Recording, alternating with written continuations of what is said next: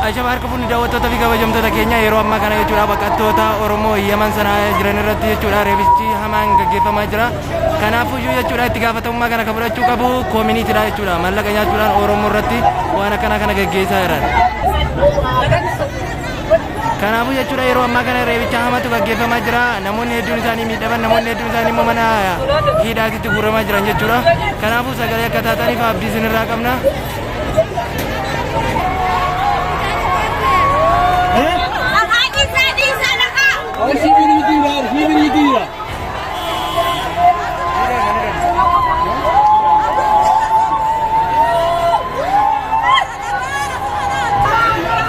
Yeroo ammaa kana namni tokko du'e jedhaa jiranii ani garuu ija kiyyaan hin agarre reebicha hamaa fi rakkoo gurguddaa deemaa jira.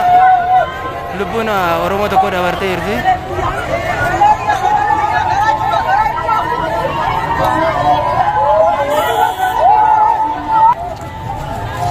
Akkuma argitan jechuudha waraanni asitti walga'ee kun jechuudha lubbuu namoota hedduu balleesseera.